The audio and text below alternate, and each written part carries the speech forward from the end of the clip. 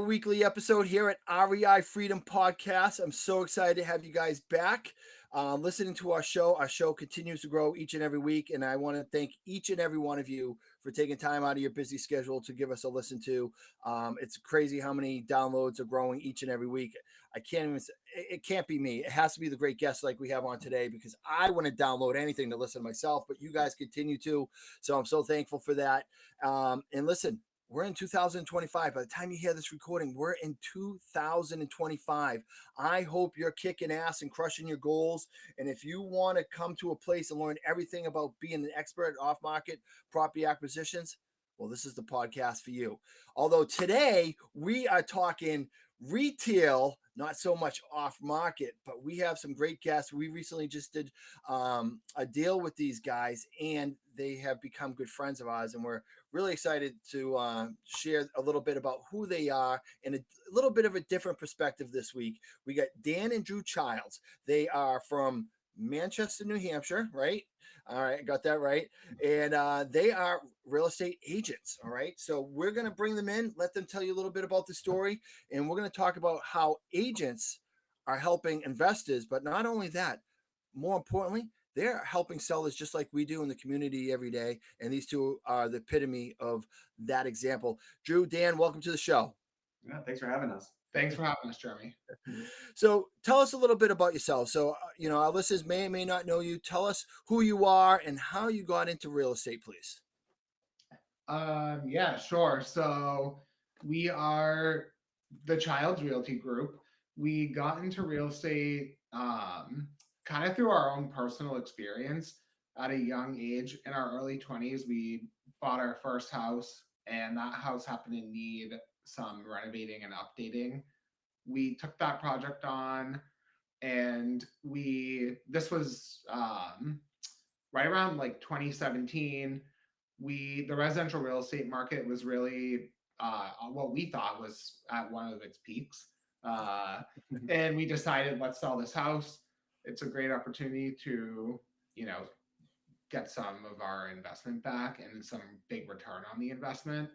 And we were able to buy our dream home as a result of doing that. So we had the opportunity to realize that real estate is always a win-win. And that sort of led to all of this in a nutshell, really. We just sort of never looked back and got more and more and more interested in real estate as we went. Wow. So 2017, that's basically when I started my real estate journey as well. So now you guys are wrapping up just about 8 years at this point. So what were you guys doing previously before real estate? Before real estate, we both were engineers. I worked at a financial services company in technology, and I just, I had studied computer science in college. I love technology. I also loved helping people. I knew that there had to be a way to combine both, and I found my way into a technology analyst consulting role, and then from there into a executive team coaching role. Wow. So I was able to sort of build myself out of like heads down engineering back to the people centric opportunity that I wanted for myself. And I thought that was what I would do forever, honestly. And then real estate just became an even bigger part of my life, and Drew's life too. Yeah, before real estate, I was in manufacturing. I was a leader and manager. I led teams for many years in a couple different companies, all kind of with the same goal of most production, highest quality, at lowest cost. And after being in that grind for a number of years, and Dan had hopped into actual real estate market and got his license first. And I saw like all the opportunities that he was coming across, and I couldn't pass up that opportunity to close my chapter in manufacturing and then dive headfirst into to real estate world. Yeah, I love it. I understand. Being in the grind of the rat race, right? Corporate America, the W-2, and not having, the freedom of your own time. But, you guys obviously had two pretty good jobs there with what we call job security, right? As much as you can in this world. And you guys took a leap of faith to go out onto entrepreneurship and basically, you know, hunt to get your own money. Because if you guys don't do your own deals, you don't feed yourself. I mean, that's a pretty scary transition. What made you guys have the courage to do that? It's not just it's about the transactions, but it's almost just being part or in the vicinity of the real estate world is just, it's such a crazy opportunity and opens up so many doors. And we're real estate agents, like we help people uh, buy and sell their properties and or buy their investment properties. But we also have an investment property of our own. Like we understand like the opportunities in the real estate world, and that's not something that we could really pass up on. Yeah. So he touched on like our first property that we purchased in 2017. Up until that point, we both were renting, and we got to a point where we were just saying, why are we paying someone else to reap the benefits of having this property? Why not us? So that really was just a major mind shift change for us. And we renovated, and we were able to take out that sweat equity and invest it into our next property. So we not only are real estate agents doing that, but we were also in the market of making sure like these are good investments for us and building our portfolios. I love that. I love that. So a follow-up question with that. So, obviously you guys have a mindset of, hey, we're retail, we help provide value to sellers on the listing side of things, maybe even buying agent type of things, but we're investors ourselves. Do you feel that from your experience, are there a lot of real estate agents that understand the investing side of the world, or do you feel like there's a disconnect sometimes in that realm? I think there's probably a fair amount of agents who believe in the product deeply and see the value in building an investment portfolio, however big, for themselves. That's which we always say, like, we have to believe in the product we sell, and we truly do. And we see real estate change people's lives every day and give people freedom and flexibility as agents. I mean, we live and breathe it, and we show others leading by example, which we like to think makes our clients feel safer, better, happier, more excited in the transaction. So we do know a lot of real estate agents who, like us, have some investments. I think working with investor clients, that's a very unique client persona. It's not, like a couple who's looking for a bigger home with a growing family. Those are sort of traditional residential personas we see. Sure. Investors are very different because they're looking at, does the math basically? Does it make sense for my risk tolerance? And they're also looking for a much more tailored approach when it comes to seeking these properties out. What we hear over and over from investors is, like, if it's on the MLS, it's likely already been passed up by True. several investors. So we try to provide value by bringing investors properties that we know about that have not made it to the MLS yet, or using the tools and the research capabilities that we have as agents to find those properties off market. So I think it's really being able to put in the work and then asking ourselves, would we buy this? One of the things we do in our business that I think sets us apart as a general rule is we always ask ourselves, is this a good, like, would we buy this property, and are we going above and beyond for this client, or are we just doing the bare, basics? So almost every day we look at each other and say, are we going above and beyond? And when there is a challenge, we say, how can we be better next time and make sure this doesn't happen again? And I think the investor client persona looks for that in an agent because that's usually their mindset. So we have that empathy, relatability factor coming into the relationship almost right away. For sure, for sure. So Drew, as somebody who works with investor clients and retail clients, not all agents work with investor clients. Why do you think you guys are more drawn to opening up that book of work? Because you guys could probably do fine without working with any investor clients, but why go down that road and add that to your portfolio of clients to work with? No, there's just so much opportunity out there as far as meeting people, networking with people. Part of our business, at least through EXP, is being networked with other agents across the country. And so, as far as investors go, a lot of investors aren't just looking in your own backyard, but it's also about having contacts in other areas. And they're always looking. They're always looking for the next opportunity, and being ready to help support them is an integral part of the business. Love it. Love it. So Dan, we recently did a off-market deal together that you guys brought us. And one of the properties that you're working with on this, it's a trust that has multiple properties that you guys are getting rid of, trying to sell. One of them you brought to us because of the challenges along with it. Maybe we'll talk about that in a second. But the one that you're working to list for the sellers because you felt it was in their best interest to get highest and best because of the unique nature of this property. Yeah. But you guys are going above and beyond to make that happen. You guys are working hand in hand with the seller through months and months of getting a house cleaned out that's been lived in for a long time, helping them renovate this property. All this with just a commission months and months down the road. Yeah. What makes you guys want to put in that kind of effort? Because I feel that most agents would be like, that's way too much work and way too much time. I'm on to the next deal. I ain't wasting any time and effort on this thing. Yeah, that's a really good question. The simplest answer is we believe in making a career out of our profession in this industry.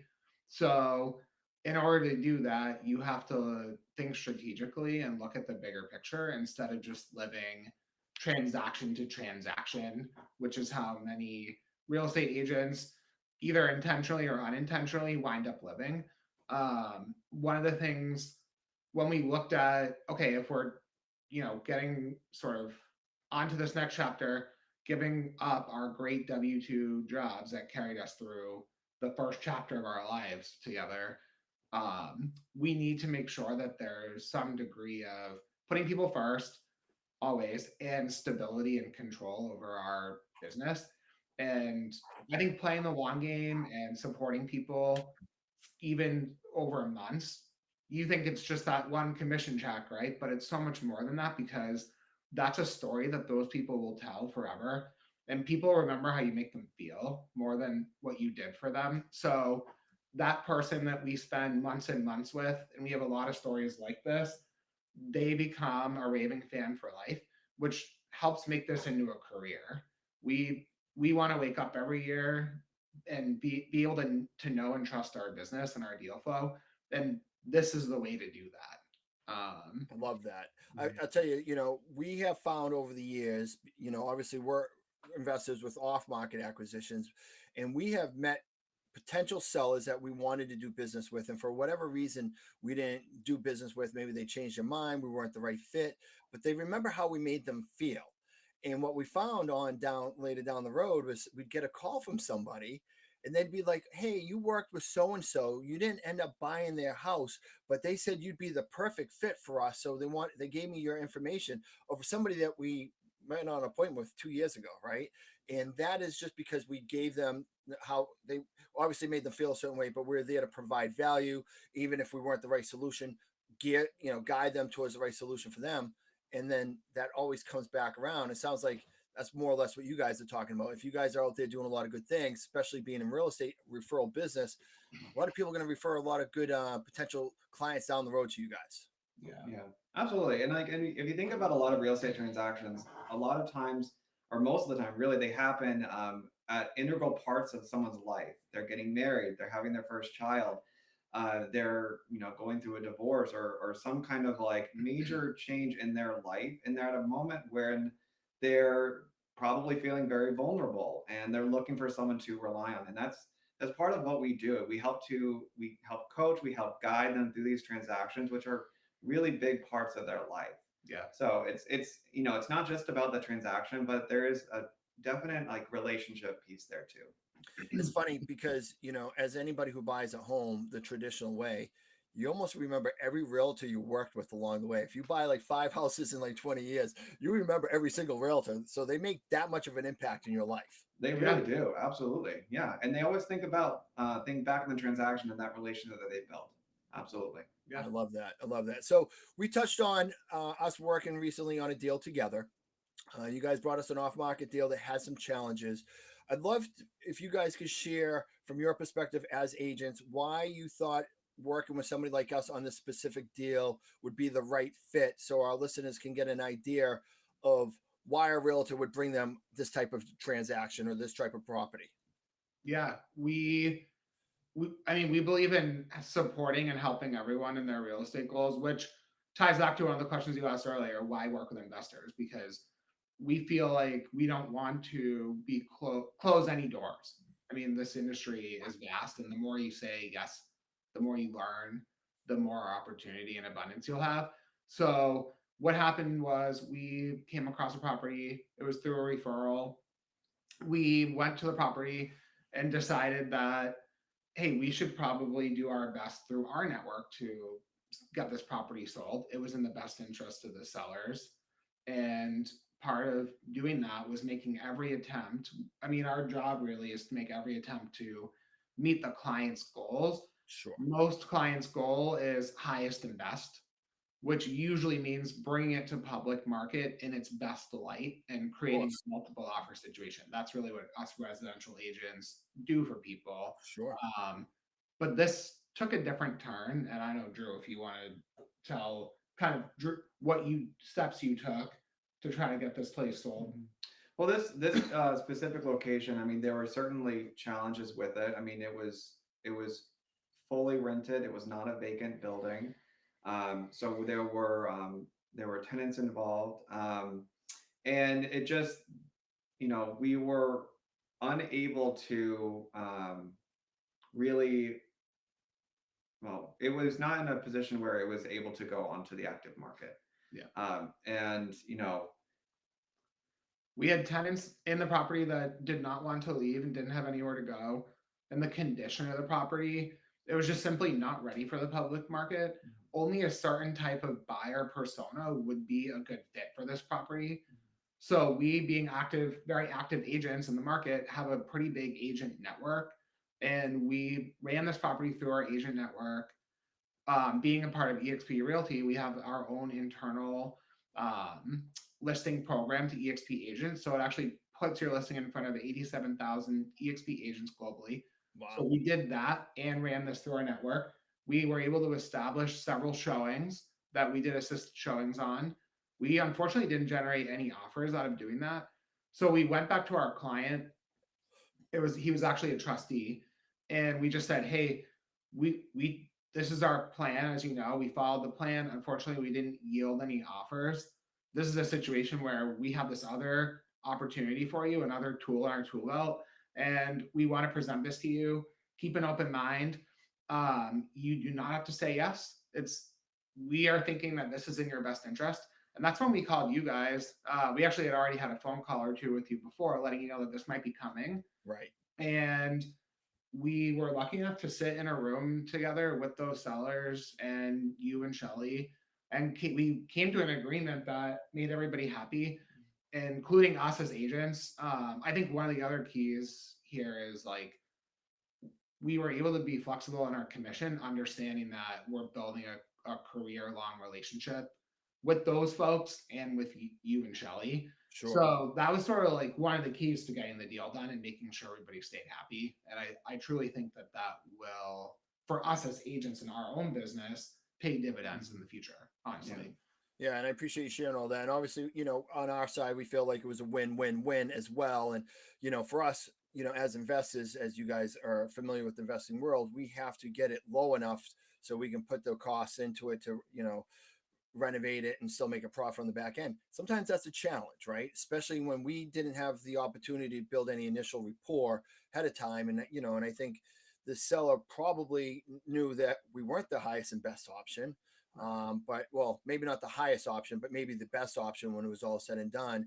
Now that we officially closed on the property, you guys still have a relationship with that family. Do you feel like they're very happy the way it all turned out in the end to just be relieved of that burden property, so to speak?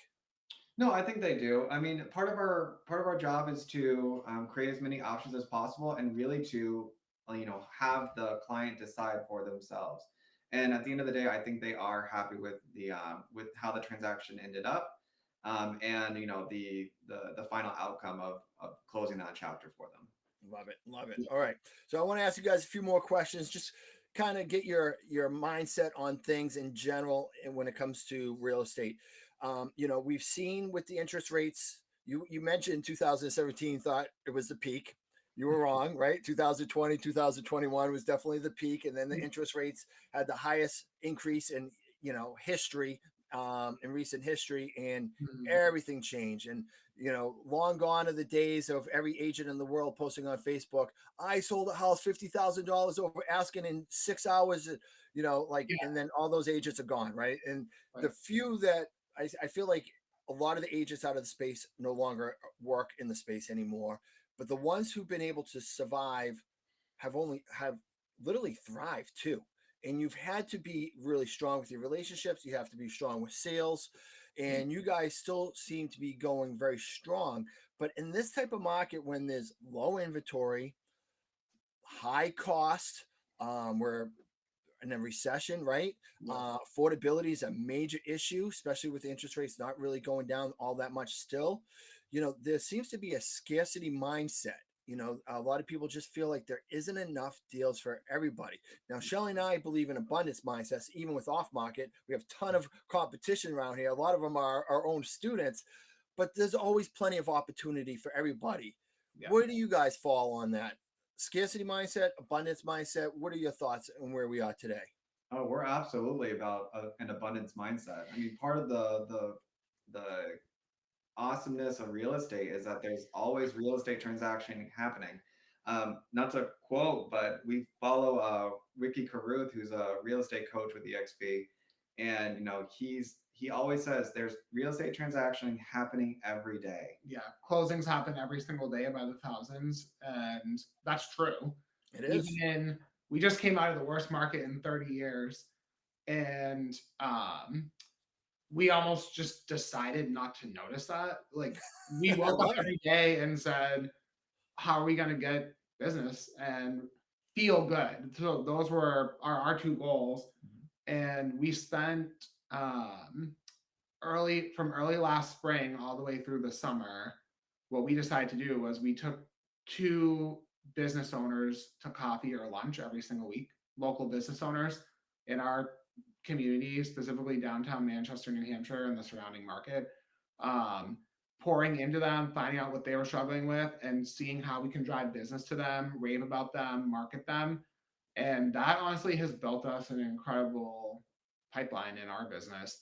And our strategy was pour into other people and the universe will give back some way.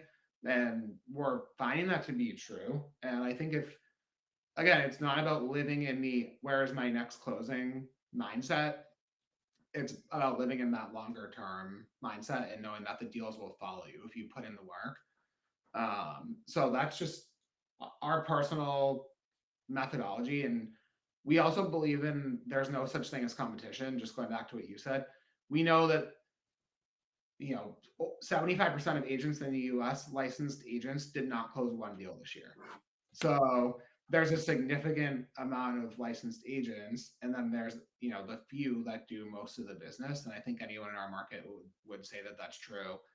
We look at all of those people as colleagues and peers, and we believe that we all need to know, like, and trust each other for the better of the buying and selling public, and for the investors that we all work with and support. That's just how we choose to live. It's honestly happier and less exhausting that way. And I think I agree.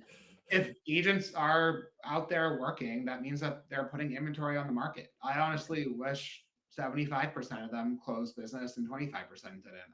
I think we have a goal. We should have a goal as an industry to flip that statistic. Yeah. I definitely think it's the 80-20 rule. And that's a great segue, because I was going to ask you collaboration over competition, but I already see it's all about collaboration, because collaborating is what's driving your leads and your deal flow at this point. Yeah, absolutely. Yeah, that's the secret sauce. There really is no solution to finding clients. Like, I think all agents want to find that one thing that's going to close them 5 or 6 deals a month. But honestly, pouring into other people is the true one thing. I love that. Yeah. All right. Well, let me ask you this, guys. So knowing where you guys are now, 8 years of success, if you were to give advice to somebody who was you two back in 2017, just about to dip their toes in real estate, what bit of advice would you give them? Dan, we'll start with you. Then Drew, I want to hear you as well. I would say just take action on it. I think we were in our heads a lot. Each major moment in our real estate story came with a lot of like overthinking and worry. And when we've been learning to let that go over the last couple of years, and it's honestly changed our lives and our business. I think I say all the time, real estate is a win-win. If you can just deeply believe that to be true, because it is, you will take action. You simply won't go wrong. I think people have this fear of losing it all in real estate. And quite frankly, like, even if you do lose it all, you will get it all right back. That's how real estate can work sometimes. And I agree. part of it. It's very forgiving. What Yeah. about you, Drew? What are your thoughts? Oh, my thoughts. Like there's so much you can do with real estate. Like, and if you have no touching of real estate right now, like just get started. Take that first step.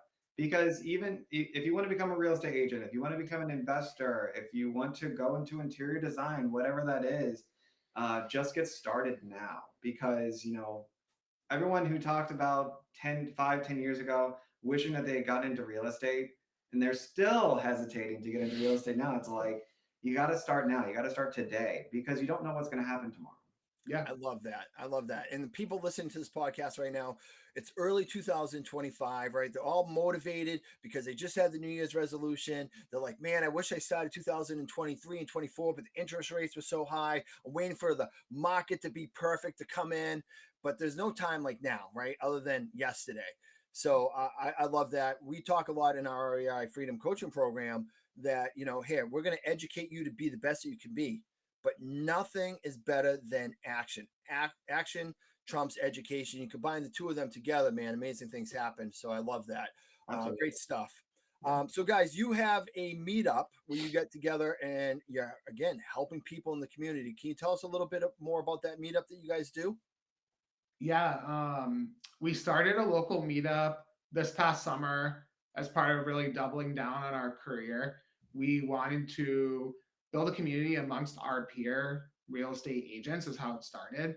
Now it's become sort of real estate professionals. So we have not only agents, but we have investors, we have mortgage brokers, we have insurance people, title people. Our event is monthly. It's called AHA, which stands for Agents Helping Agents. Even though it's more than just agents, it's all real estate industry folks. It's a free event. We provide lunch through Industry East Bar, which is a local downtown business. Again, we believe in pouring into our community in our area that we live and work. And we also have every month a guest speaker. So the guest speaker is usually it's always someone who can add value to us as real estate professionals, either by sharing their entrepreneur journey or their, life story, what successes they've had. This month, our meeting is December 12th. We have Talitha and Genevieve, who own Humble Warrior Power Yoga. And then we also have speakers lined up all the way through till next July for 2025. Amazing. I know Shelly's been at Humble Warrior before a few times over the years. That's awesome. All right. So if people want to connect with you, follow you outside of the meetup, what's the best way for them to reach out to you guys? Yeah, you can find us on social media. We're at Child's Realty Group. On Instagram, you can also email info@childsrealtygroup.com, and that'll get your message straight to us. Yep. Awesome. Well, guys, that's the end of this episode this week. Really appreciate you guys being on and pouring into our audience. I think there's a lot of great takeaways, and you guys provided a lot of great value. So thank you for being guests on the show today. Thank you for having us. Our pleasure. All right, guys, Freedom Fighters, we will see you next week. Remember, action trumps everything, right? You just heard it from the Childs. Go take massive and perfect action. Don't let another month, another year, another day slip by while you guys wait on the outside, waiting for the perfect opportunity. Take action today. Go strive to reach your goals. You're going to be one day closer to reaching your goals if you start today. I'll see you guys next week. Great work, guys. That was awesome. Yeah, that was great. Yeah, thanks for having us. Yeah, man, my pleasure. All right, you guys are all uploading everything else. Great. So this probably won't air until sometime